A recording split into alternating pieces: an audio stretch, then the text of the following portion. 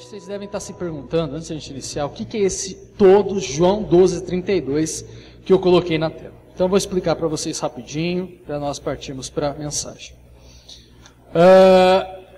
Eu iniciei com mais 5 teólogos um projeto chamado Teologia para Todos, o qual foca jovens como vocês e outras pessoas que querem aprender mais da Bíblia, questões que muitas vezes não são abordadas de uma forma clara, mas que tem uma dificuldade de pegar, por exemplo, um livro de 400 páginas e ler. Então, esse projeto nós temos no Facebook, você pode estar curtindo a página, nós estaremos transmitindo diversos conteúdos para vocês serem edificados, entenderem mais sobre a Bíblia. Tanto que o curso que está sendo ministrado aqui na Escola Bíblica, aqui de manhã, do domingo, será transmitido uma versão dele mais completa em outubro. Então, convido a todos vocês. E João 12:32, Cristo falando que quando ele fosse levantado no madeiro, ele atrairia todos. Então, todos vocês são chamados por Deus para serem teólogos. Teólogos nada mais é do que conhecedores de Deus. Então, Deus quer que todos nós conheçamos a Ele intimamente e exclusivamente, particularmente. Certo? Abra comigo então suas Bíblias no livro de Atos dos Apóstolos, capítulo 17. Atos dos Apóstolos, capítulo 17.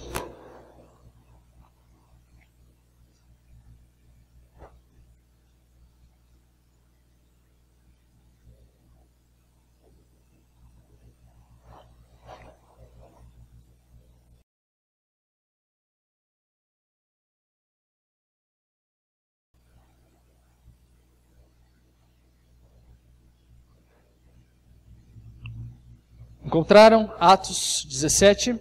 Vamos ler a partir do verso 15. Diz assim: E os que acompanhavam Paulo o levaram até Atenas, e recebendo ordem para que Silas e Timóteo fossem ter com ele, o mais depressa possível partiram.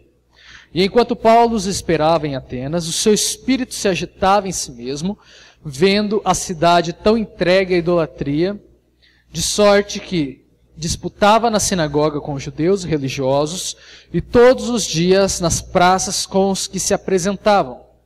E alguns dos filósofos epicureus e estoicos contendiam com ele e uns diziam: Que quer dizer este tagarela? E outros: Parece que é pregador de deuses estranhos, porque lhes anunciava a Jesus e a ressurreição. E tomando, o levaram ao Areópago, dizendo: Poderemos nós saber que nova doutrina é essa que falas? Pois coisas estranhas nos trazes aos ouvidos. Queremos, pois, saber o que vem a ser isto. Pois todos atenienses e estrangeiros residentes de nenhuma outra coisa se ocupavam, senão de dizer e ouvir alguma novidade. Verso 22. E estando Paulo no meio do Areópago, disse: Homens atenienses, em tudo vos vejo como sendo um tanto supersticiosos. Porque passando eu e vendo vossos santuários, achei também o altar em que estava escrito ao Deus desconhecido. Este, pois, que vós honrais, não o conhecendo, é o que eu vos anuncio. O Deus que fez o mundo e tudo que nele há, sendo Senhor do céu e da terra, não habita em templos feitos por mãos de homens. Nem tampouco é servido por mãos de homens, como que necessitando de alguma coisa, pois ele mesmo é quem dá a todos a vida e a respiração, e todas as coisas. E de um só sangue fez toda a geração dos homens para habitar sobre toda a face da terra, determinando os tempos já dantes ordenados e os limites de sua habitação, para que buscassem ao Senhor, se porventura tateando pudessem achar, ainda que não está longe de cada um de nós, porque nele vivemos e nos movemos e existimos, como também alguns dos vossos poetas disseram, pois somos também sua geração. Sendo nós, pois, geração de Deus, não havendo de cuidar que a divindade seja semelhante ao ouro, ou à prata, ou à pedra esculpida por artifício e imaginação dos homens.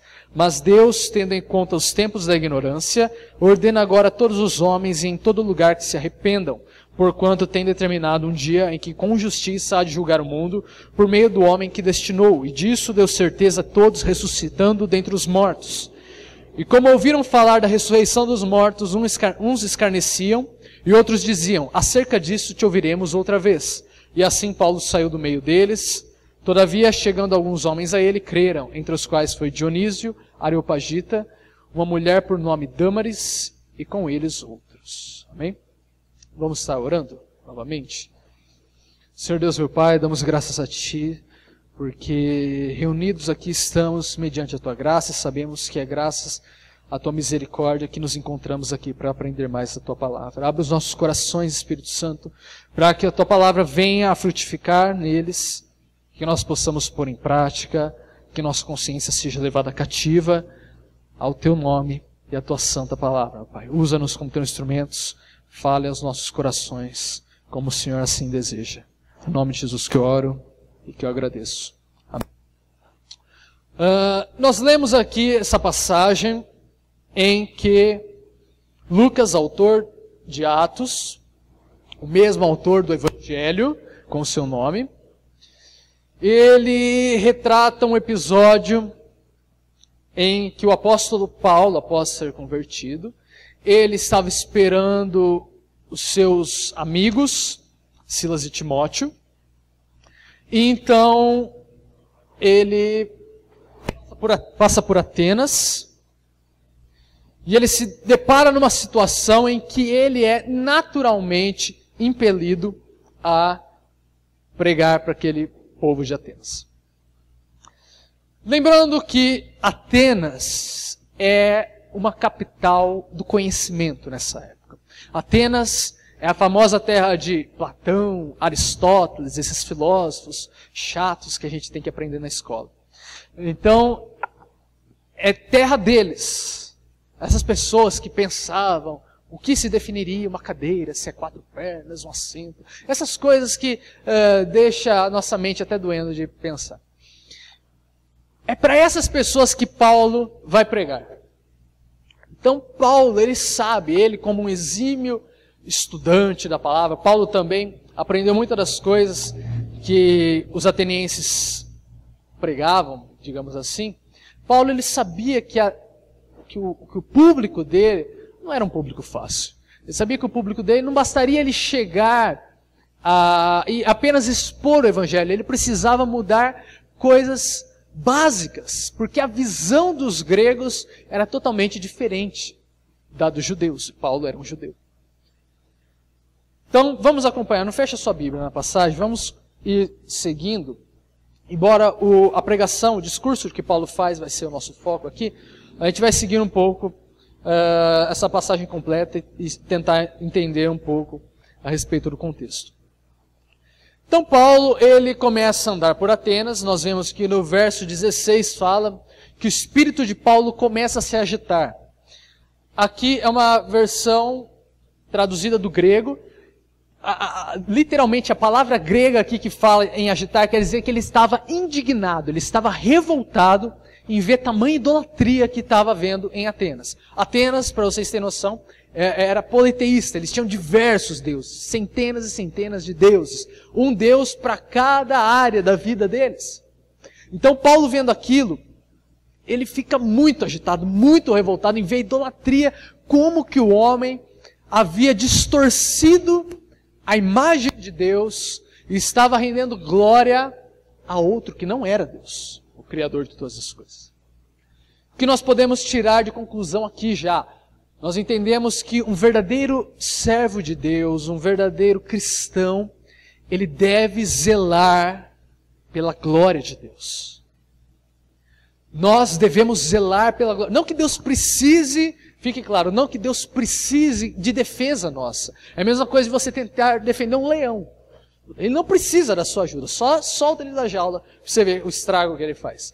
Mas nós não podemos ficar calados ante uma circunstância, uma situação em que a glória de Deus está sendo desviada para outras questões. E Paulo, ele estando dessa forma indignado, ele não fica quieto e ele começa a expor o evangelho primeiro nas sinagogas, que era tradição, era costume dos primeiros cristãos irem nas sinagogas aos sábados pregarem aos judeus. Só que, no verso 18, fala que havia dois tipos de filósofos, epicureus e estoicos, que estavam debatendo, contendendo com Paulo, e eles estavam se indagando, e chegaram a chamar Paulo até de tagarela, falando o que Paulo estava falando, porque era algo novo. Lembre, Atenas era um centro de conhecimento, então praticamente toda forma de pensamento se passava por Atenas. Eles já haviam ouvido qualquer teoria, qualquer filosofia, qualquer modo de ver o mundo. Só que Paulo ele aparece com uma coisa nova, uma pregação nova, e eles ficam indignados, indagam. O que ele está falando? E então, eles falam que parece que ele está pregando um Deus novo, um Deus estranho. E para um povo que tem mais de 300 deuses, um Deus a mais não é lucro. Certo?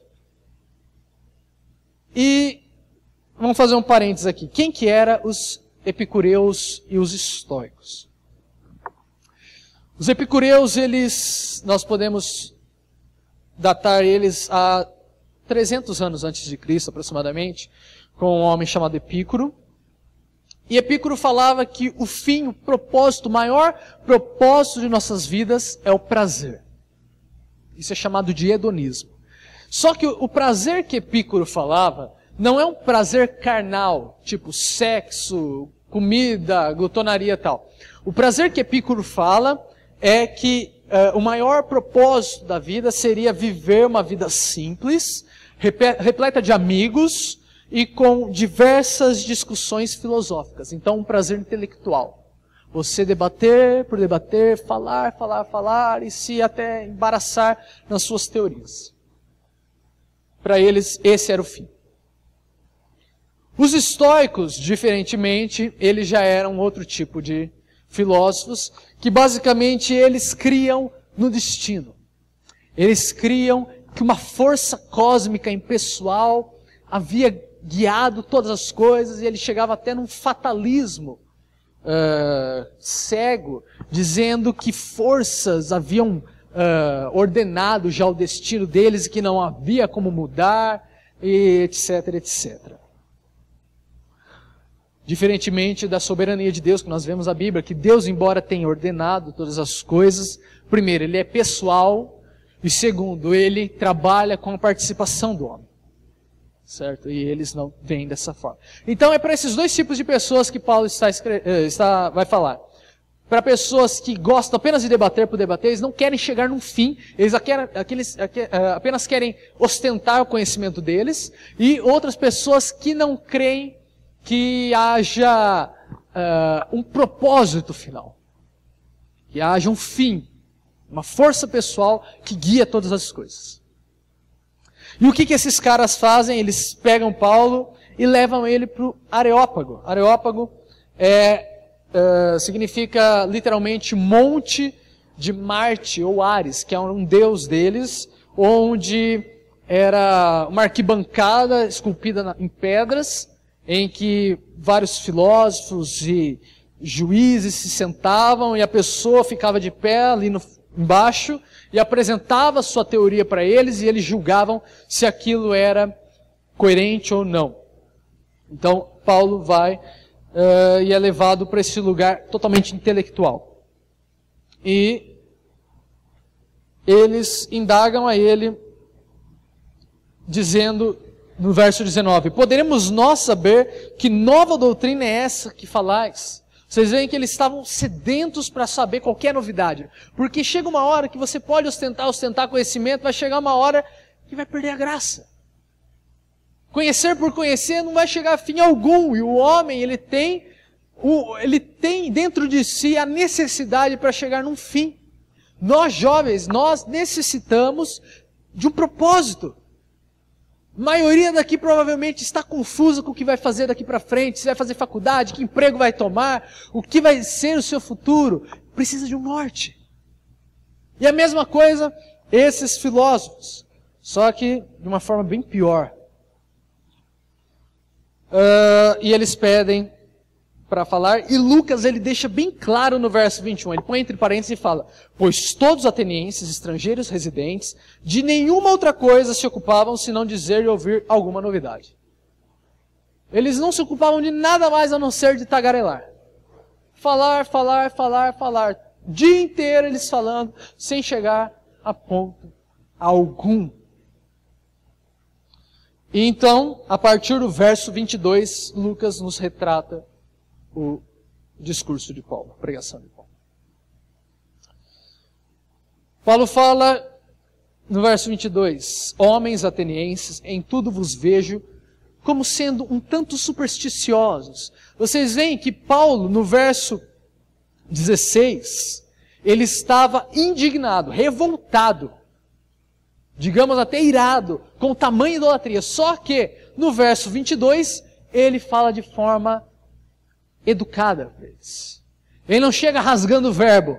Ele não chega xingando todo mundo. Seus idólatras, vocês vão tudo para o inferno. Não, ele fala: eu vejo vocês são um tanto supersticiosos.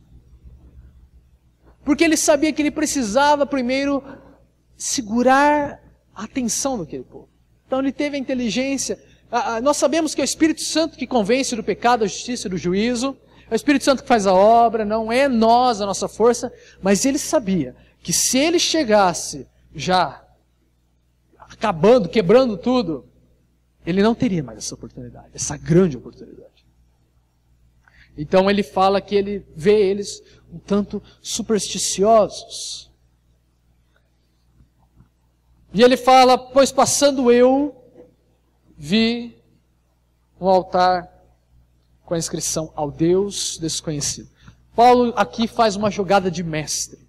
O que ele faz? Alguns versículos atrás eles estavam falando: Paulo está pregando um novo Deus. Um Deus que nós não conhecemos. E Paulo fala o quê? O Deus que eu estou pregando, vocês teoricamente conhecem porque vocês têm um altar a Ele. Só que vocês mesmos admitem que não o conhecem. Mas o Deus que eu estou pregando não é um novo Deus. É um Deus que já tem um altar de vocês lá. Está escrito ao Deus desconhecido. Para nós entendermos aonde Paulo vai buscar esse altar, nós temos que voltar 600 anos antes dele. 600 anos antes de Paulo, cai uma praga em Atenas em que muitos atenienses morreram. E chega um momento em que eles oferecem sacrifício para todos os deuses. Só que não para essa praga. Continua havendo mortes.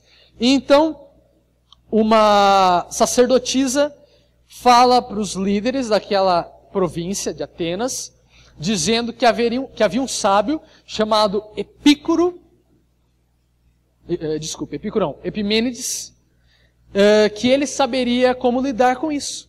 E Epimênides fala: algum Deus não foi satisfeito, não foi apaziguado a ira dele com os sacrifícios. Então vocês vão fazer o seguinte: vocês vão deixar umas ovelhas presas por 12 horas, por um período meio longo, e vocês vão soltar depois essas ovelhas.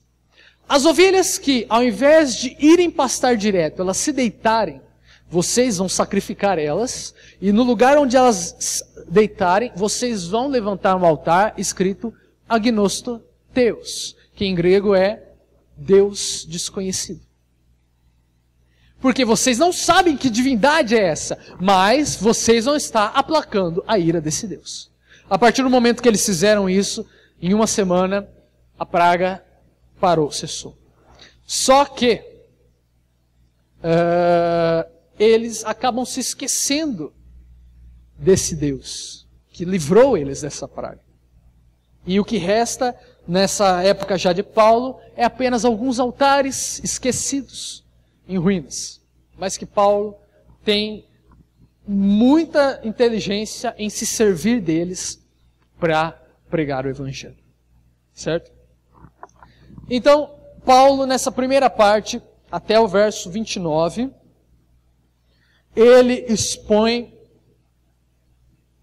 o conhecimento óbvio de Deus. Vamos ler aqui, do 22 ao 29. Estando, pois, Paulo no meio do Areópago, disse: homens atenienses, em tudo vos vejo como sendo tanto supersticiosos, porque passando eu e vendo os vossos santuários, achei também o altar em que estava escrito: ao Deus desconhecido. Este, pois, que vós honrais, não o conhecendo, é o que vos anuncio. Ele já fez um link. Ele já fez uma ligação com a tradição daquele povo. Não é um Deus desconhecido que ele está pregando mais. Quem é esse Deus? Verso 24. O Deus que fez o mundo e tudo o que nele há, sendo o Senhor do céu e da terra, não habita em templos feitos por mãos de homens. Aqui ele faz o contraste com os deuses do panteão grego. Primeiro, Deus ele fez o mundo e tudo que nele há. Ele não é um Deus limitado que criou apenas uma coisa. Ele é um Deus que criou todas as coisas. Segundo, é um Deus que não é servido por homens. Ele não necessita você levar manjares e oferendas no templo dele. Porque ele é ilimitado. Ele não pode ser representado por qualquer forma física. Ao contrário dos deuses de vocês. Então ele está pregando um Deus maior. Verso 25. Nem tampouco é servido por mãos de homens, como que necessitando de alguma coisa.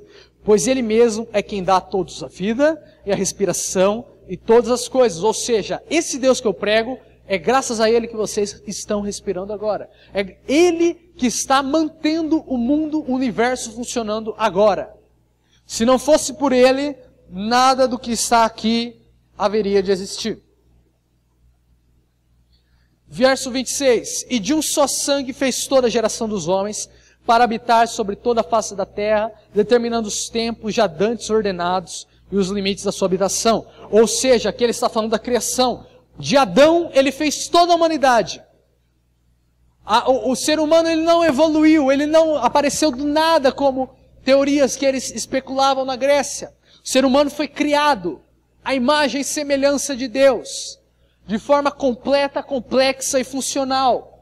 Não de forma de processos em que o acaso, o tempo e fatores naturais veio aprimorar o homem. Não, o homem é a imagem e semelhança de Deus.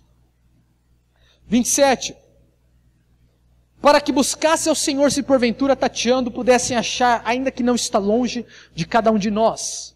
Aqui está o problema que ele apresenta. O homem, mesmo sendo feito à imagem e semelhança de Deus, ele está cego a esse Deus. O homem foi criado em Adão, todas as nações, toda a humanidade foi criada em Adão, representante de todos. Só que a partir do momento que Adão cai, toda a humanidade cai, ela se deturpa e não consegue mais a ligação com o seu Criador. E Paulo expressa isso, ele fala, o Deus que a natureza expressa, você vê claramente na natureza, ele está sendo obscurecido pelo pecado. Nós não temos mais esse acesso aos atributos de Deus tão claramente por causa da nossa pecaminosidade. Isso nos deformou. Paulo está falando aqui, mesmo que ele está presente, ele está perto, mesmo que vocês quisessem tatear, vocês achariam, mas vocês não querem nem tatear, porque o homem naturalmente é inimigo de Deus. Verso 28. Aqui no verso 28 ele faz outro link com os atenienses. Ele começa a citar filósofos atenienses. Porque nele vivemos, nos movemos, existimos, como também alguns dos vossos poetas disseram. Ele sabia que aqueles gregos, eles não tinham acesso ao Antigo Testamento, que Paulo teve. Então ele usou a verdade que era expressa por esses pensadores pagãos, para se expressar, se referindo a Deus. Aqui, ele fala, porque nele vivemos, nos movemos, existimos, ele cita Epimênides, o cara que deu a solução e que deu a ideia do altar ao Deus desconhecido. E ele, ainda no verso 28, pois somos também a sua geração. Aqui ele cita outro filósofo chamado Arato e um outro chamado Cleanto, que eram estoicos. Então ele cita esses dois filósofos comumente conhecidos por aquele povo, para que ele possa deixar o mais claro possível do que ele estava falando. Verso 29. Sendo nós, pois, geração de Deus, não havendo de cuidar que a divindade seja semelhante ao ouro, ou à prata, ou à pedra esculpida por artifício e imaginação dos homens. E aqui ele encerra a primeira parte do seu discurso, seu sermão, falando que Deus, ele não pode, de maneira alguma, ser expresso fidedignamente através de matéria. Porque ele é espírito, ele é infinito, ele é eterno. A partir do momento que você tenta fazer uma imagem de Deus, você está limitando e você está descaracterizando Deus. E ele fala isso. Até essa parte, Paulo, ele expressa algo que nós falamos que é a revelação geral. Deus, ele se manifesta a nós de duas formas. Uma revelação geral, que é na natureza, de forma em que nós não temos desculpa para falar que nós não tínhamos a ciência da existência de Deus, porque os céus, a terra, o universo, a natureza, ela tem uma complexidade tão grande, que mostra que houve um propósito, que ela foi criada por um ser inteligente. Não tem a menor possibilidade de nós negarmos que o universo foi feito por uma mente inteligente, ultra inteligente. E Paulo apela para os sensus divinitatis, como chamamos aqui, que é o senso que todo homem tem dentro de si de que existe um Deus. Até o ateu, mais ateu roxo, até o talo ele é ateu e nega. O ateu que vai morrer com o punho acirrado para cima, em sinal de rebeldia contra Deus, ele sabe no fundo que existe um Deus. Ele sabe. Porque Provérbios fala que Deus colocou em nós um senso da existência de um Deus. E Paulo, ele expressa, ele mostra esse argumento, o argumento teleológico, um argumento que mostra que há um propósito na natureza. Há um design inteligente. Provavelmente vocês ouviram esse termo, design inteligente. Há um design na natureza. A natureza foi projetada, ela não veio do acaso. E primeiro ele vai contra esse povo dos estoicos, que eles criam no acaso. Assim como hoje há os darwinistas, que acaso e fatores naturais e processos lentamente durante milhões e milhões de anos virá uma complexidade. Mito. Mas agora Paulo, ele sabe que apenas isso não vai mudar o coração, porque o homem está estagnado. E a Bíblia não fala que a natureza é o poder de Deus para a salvação de todo aquele que crê. Ela fala que o Evangelho é o poder de Deus. Apresentando então Paulo a existência de um Deus da natureza, um Deus que até os atenienses concordam que existe. Apresentando que o homem está separado de Deus. Ele começa, a partir do verso 30, a mostrar o Evangelho. Mas Deus, não tendo em conta os tempos da ignorância, ordena agora a todos os homens, em todo lugar, que se arrependam. Ele fala, Deus, Ele não está levando em conta, até agora, que vocês nunca ouviram falar do Evangelho. Mas, a partir de agora, Ele ordena que vocês se arrependam. E a palavra arrependam aqui, no grego, vocês conhecem. Metanoia. Mudança de mente. Deus ordena que vocês mudem completamente de mente. Porquanto tem determinado um dia em que com justiça há de julgar o mundo, por meio do homem que destinou. E disso deu certeza a todos, ressuscitando dentre os mortos. E aqui ele expressa a máxima do Evangelho. Porque aquele que não se arrepender, terá que prestar contas diante de um juízo. Que Deus destinou um homem para julgar a todos. E mostrando, e enfatizando, e atestando que esse homem irá julgar a todos, Deus o ressuscita dos mortos. Verso 32 fala que eles, quando ouvem sobre a ressurreição do corpo, eles descreem porque eles estavam totalmente fechados no seu conhecimento e isso era demais para eles. O que nós entendemos aqui, até agora? Vocês, 10 daqui foram agora nas ruas, agora há pouco. E vocês, por tabela, direta ou indiretamente, vocês foram, querendo ou não, para Atenas. As mesmas dificuldades que Paulo teve aqui, nós temos. A dificuldade de Paulo, primeiramente, foi fazer gregos pensarem como judeus, entenderem que Deus criou todas as coisas, há um ser superior que está no controle de todas as coisas, nada foge do seu poder, do seu querer, não há nada no universo em que Deus não diga, é meu, como Abraham Kuyper fala. Não há uma molécula, um átomo que Deus não possa dizer que não é dele, que não está sob o seu controle, porque todas as coisas estão sob o seu controle. E o nosso desafio é esse. Estamos lidando com uma geração incrédula. Uma geração que acredita, que acha mais fácil acreditar que de uma pedra se evoluiu do nada um organismo complexo, com milhões e milhões de células, com um DNA mais complexo que o mais completo programa de computador, o mais complexo software. Eles acham que isso evoluiu do nada. Porque suas mentes estão trancafiadas pelo pecado, estão escravas do pecado, a sua vontade é escrava do pecado.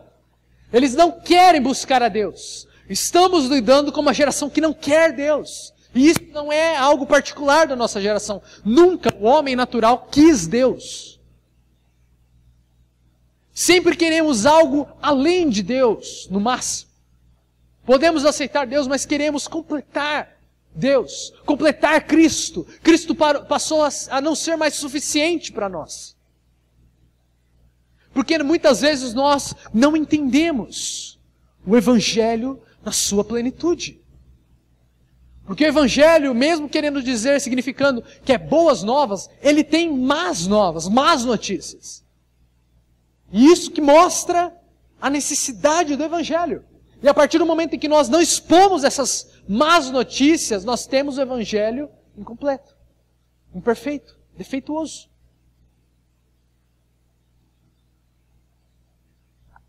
Nós estamos em uma estrada. Todos nós estamos em uma estrada. A questão é que, vindo em nossa direção, está vindo uma tempestade, que irá arrasar tudo o que vê pela frente. E essa tempestade é a ira de Deus. Porque Deus, Ele é santo. Nós precisamos entender esse atributo de Deus que tem sido obscurecido. Deus é santo. E Ele odeia o mal. Assim como uma pessoa boa odeia a pedofilia. Assim como uma pessoa boa odeia o estupro. Odeia mentira. Deus, Ele tem que odiar o mal. Senão Ele deixa de ser Deus. Deixa de ser santo. E todos nós pecamos. Não há uma pessoa na face da terra que pode bater no peito e falar que não tem pecado. E essa tempestade está vindo em nossa direção. A questão é que você pode tentar entrar em carros. Você pode tentar entrar em containers. Você pode tentar entrar debaixo da mesa ou em lugares que parecem ser seguros. E isso, na analogia, significaria as suas obras, a sua perfeição. Mas Deus, Ele exige uma perfeição plena, completa, em que eu e você não pode, de forma alguma, satisfazer. A melhor obra nossa, ela está manchada horrivelmente com o pecado. A questão é, aí entra a boa parte do Evangelho. Há um bunker secreto. Só lá você vai encontrar refúgio dessa tempestade. E esse bunker é Cristo. Porque Ele fez aquilo que nós não poderíamos fazer. Ele cumpriu perfeitamente a justiça de Deus. Paulo, ele entendia isso. E Paulo expôs isso claramente para os atenienses. Ele não estava se importando o que os atenienses iam pensar. Nesse ponto, sim. Porque era o Evangelho. Não teria como ele deixar mais ameno, mais bonitinho o Evangelho. Porque senão ele estaria deturpando a mensagem do Evangelho. Então ele expõe claramente. Cristo é o único meio para se salvar. Precisamos pregar para essa geração, para essa sociedade, que Cristo é o único meio que há para se salvar.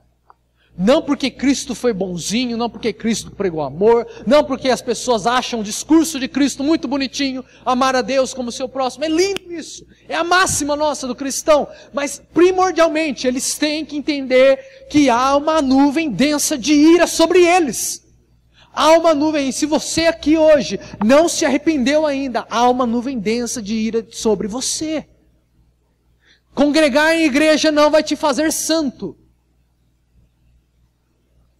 Porque a partir do momento que nós entendemos que o Evangelho é apenas uma parte da minha vida, não entendemos o Evangelho.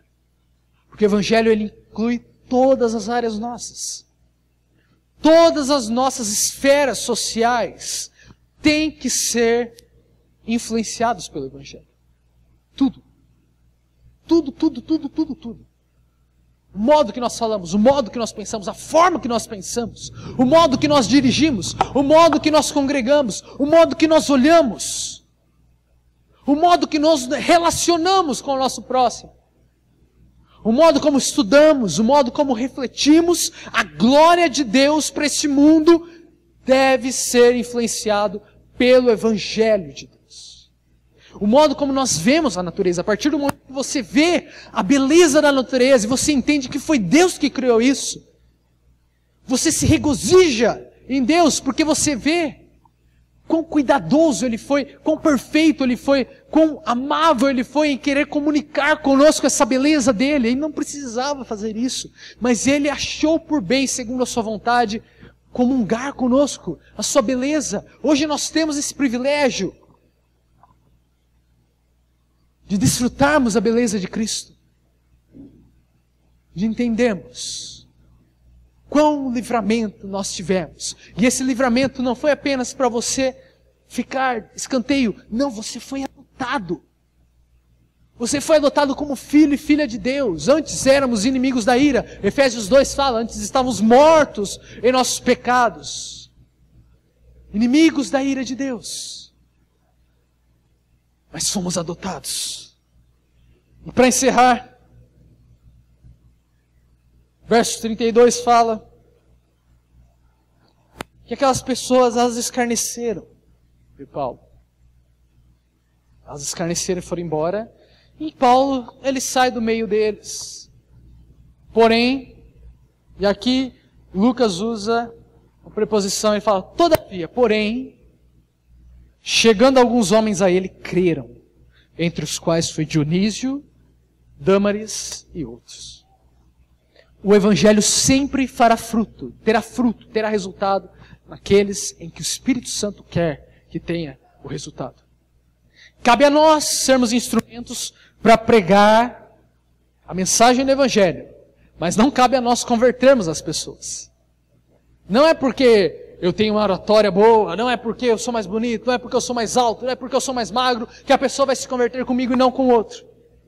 É o Espírito Santo de Deus, é graça de Deus, é uma graça irresistível que chega e transforma, tira o coração de pedra e dá um coração de carne e deixa a pessoa possibilitada a ver a beleza de Cristo e ela escolhe os braços de Deus. A questão é, cabe a nós, nosso papel é exalarmos o bom perfume de Cristo, que é o Evangelho. E esse perfume terá dois resultados. Será um perfume de vida para aqueles que aceitarem o Evangelho. Mas será um perfume de morte para aqueles que rejeitarem, porque eles agora, mais do que nunca, estarão indesculpáveis, porque ouviram o Evangelho e agora, mais do que nunca, eles têm sobre si a responsabilidade. Olha a responsabilidade que está nas nossas custas. Que nós possamos compreender quão alto é a graça de Deus e quão perto Deus está de nós para se revelar a nós, para se mostrar a nós os seus atributos maravilhosos, a sua graça que excede todo entendimento, do qual você e eu fomos alvos. Isso é graça de Deus. A partir do momento que entendemos isso, jovens, nós já temos um foco. Não importa qual faculdade você escolher, você sabe que a faculdade que você escolher vai ser para a glória de Deus. O emprego que você escolher vai ser para a glória de Deus. Porque você sabe que o seu propósito, o fim da sua vida é glorificar a Deus e gozá-lo para sempre. Não importa a circunstância, você tem Deus, o maior tesouro. Isso é a maior dádiva, o maior presente que nós podemos ter. Amém? Curva essa cabeça, vamos fazer uma oração. Você que está aqui nessa noite, que ouviu essa mensagem e percebeu que não está tendo um relacionamento com Deus como você queria, ou como eu disse que nós deveríamos ter. Eu quero que você faça uma autoanálise nesse momento.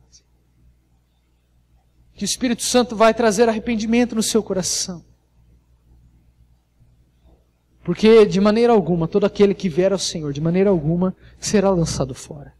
Se você se apresentar diante de Deus contrito, com fé, crendo que você necessita desesperadamente de Deus, entendendo que não há outra forma de se livrar, que o único meio é Cristo, o Senhor está de braços abertos para ser o Senhor da sua vida nessa noite.